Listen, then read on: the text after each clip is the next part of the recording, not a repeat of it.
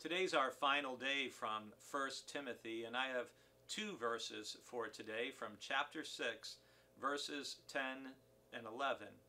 And my theme for today, if you will, is shun this, pursue that. Listen to these verses and I think you'll know why. For the love of money is a root of all kinds of evil, and in their eagerness to be rich, some have wandered away from the faith and have pierced themselves with many pains. But as for you, man of God, shun all this. Pursue righteousness, godliness, faith, love, endurance, gentleness.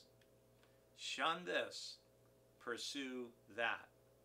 And Paul's advice to Timothy, I think, is good advice for all of us. First of all, let me begin by saying that it's not money that's the root of all kinds of evil, or the root of all evil.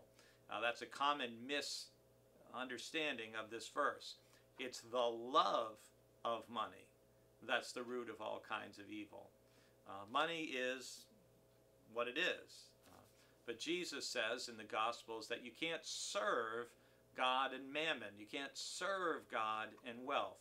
And it's when our love of money shapes our life, shapes our priorities, shapes what job we take, how much money we spend on ourselves versus how much we give away, what we think our lifestyle or level of living needs to be. It's the love of money that gets us in trouble, not money itself.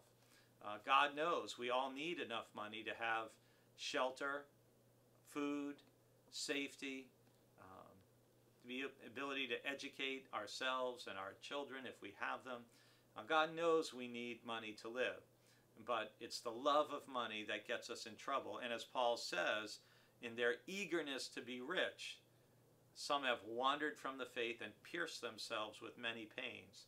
And you and I, if you stop and think about it, can probably think of people who may have a whole lot of money, but their life is certainly not a beacon of Christian character, and in their love of money, it doesn't necessarily mean that they're happy, that their family relationships are good, or that they're content.